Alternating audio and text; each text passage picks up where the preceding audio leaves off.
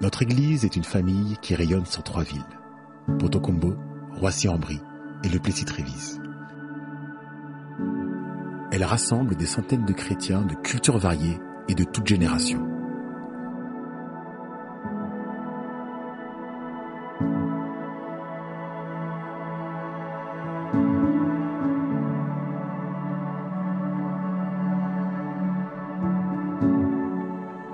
Pourtant, c'est dans un salon de 30 mètres carrés, en octobre 1994, que celle-ci voit le jour.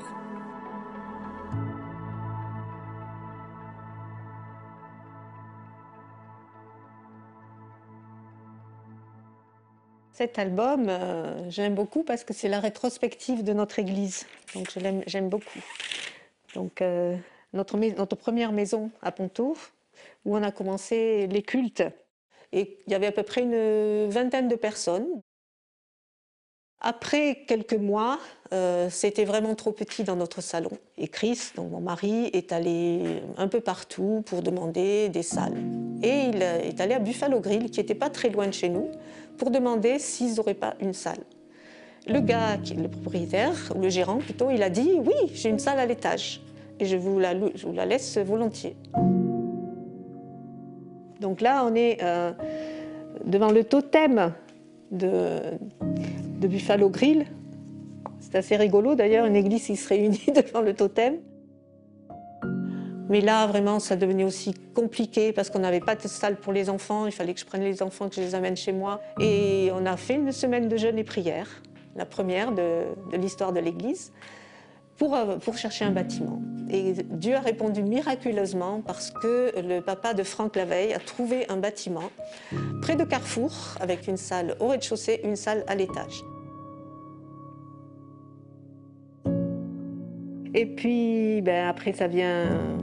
L'église est allée à Lucien Brunet, là on est en photo devant, donc vous voyez déjà un peu plus de personnes. Très rapidement, la salle à Lucien Brunet est devenue trop petite, surtout pour les enfants. Et en fait, juste à côté, au coin de la rue, il y avait un restaurant qui s'appelait le Via Mexico. En fait, c'était plutôt une boîte de nuit. Il est allé voir le propriétaire et demander si on pouvait l'avoir le dimanche matin. Le gars, il a dit oui, pas de problème. Et voilà, l'église s'est installée là. Il y avait des affiches sur la bière, Belzébul, la mort subite. Et donc le dimanche matin, on arrivait avec nos affiches qu'on punaisait sur les affiches de la boîte de nuit pour que ça fasse plus chrétien, quoi. Et ce qui était rigolo, c'est que je me rappelle un culte en particulier où Chris prêchait et il y avait une affiche derrière lui avec un verset biblique, je ne me rappelle plus lequel, et puis tout d'un coup, on voyait que l'affiche commençait à tomber, et apparaissait Belzébul derrière. C'était vraiment marrant.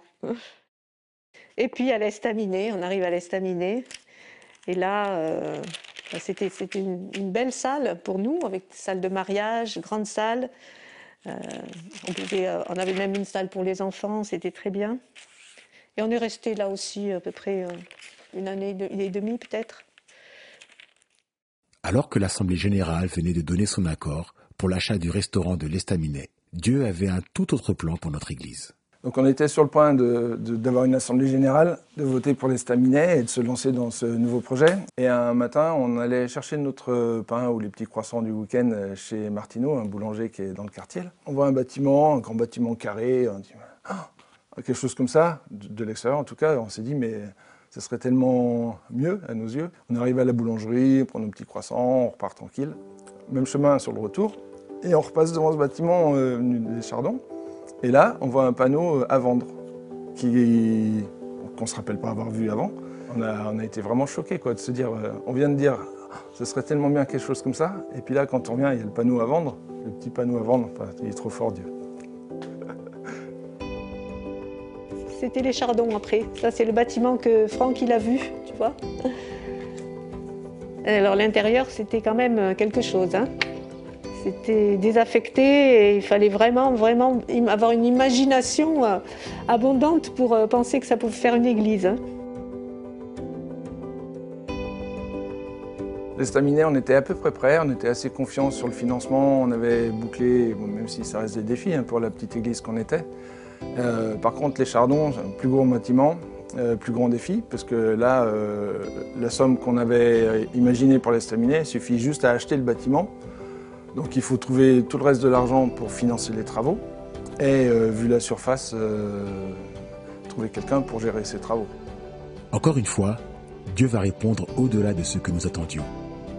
Il pourvoit un chef de travaux et nous permet de finaliser l'achat grâce à un don important d'une église de l'étranger. Les travaux peuvent commencer et dureront 3 ans. On arrive en 2004, mai 2004, l'inauguration de nouvelle église avenue des Chardons. Et une grosse joie, grosse fête. Et ça y est, on a notre nouveau bâtiment, le grand bâtiment, et voilà, on peut avancer. Par contre, en quelques années, Dieu l'a rempli, quoi. C'est ça qui est fou. En 5 ans, on se retrouve avec une capacité toute pleine. Il y a des nouvelles familles, il y a des baptêmes, il y a des gens qui nous rejoignent.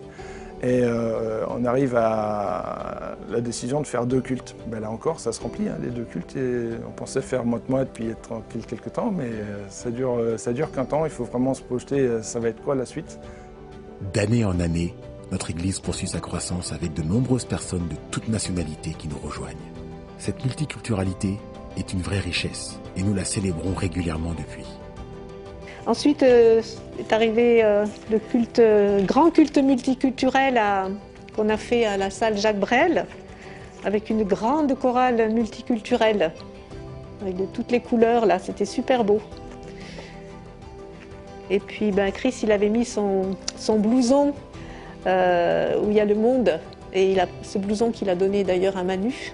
Il a passé le relais à Manu, et on le voit là, le blouson avec Manu qui était arrivé à notre église à ce moment-là et qui a repris le flambeau. Voilà quelques souvenirs. Juste à ce moment-là, l'église avait déjà une très très belle dynamique de croissance et venait, suite à des temps de réflexion, de décider de tenter l'aventure de 2 cultes. Et peu à peu s'est fait la conviction qu'un bâtiment plus grand était vraiment le projet du Seigneur pour nous. Et donc là, après maintes recherches, après des projets qui semblaient être les bons et qui se fermaient, le Seigneur nous a peu à peu conduits vers le bâtiment du Pré-Fusée.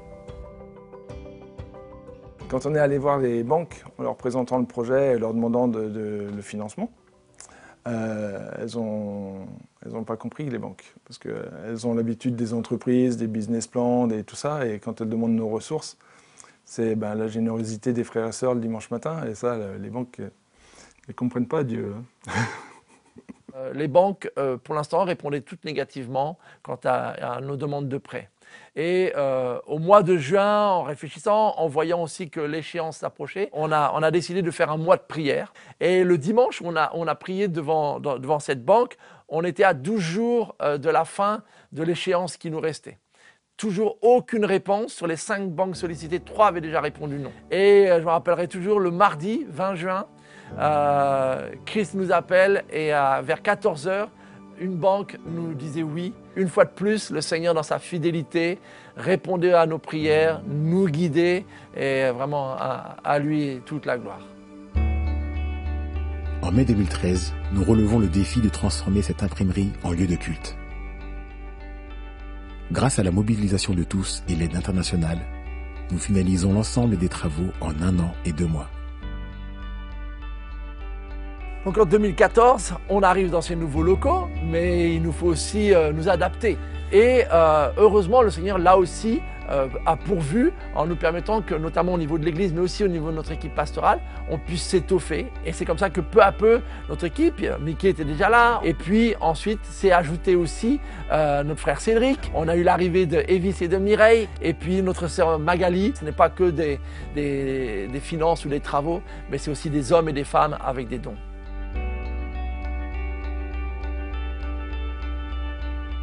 Même avec un aussi grand bâtiment, il a déjà des limites. Et ça va nous amener peu à peu à réfléchir si finalement, plutôt que de faire grandir le même bâtiment de façon exponentielle, ça ne serait pas plus pertinent, plus sage de se développer dans les nouvelles villes. Et c'est comme ça que va naître un peu ce projet multisite, où cette idée est de partager nos ressources, mais au bénéfice non plus d'un seul et unique lieu, mais de villes voisines.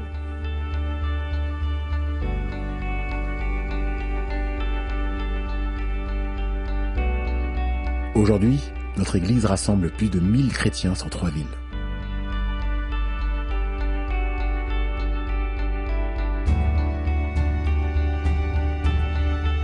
Pourtant, encore 80 520 habitants de Ponton-Combo, de Roissy-en-Brie et du Plessis-Trévise n'étaient pas au culte dimanche dernier.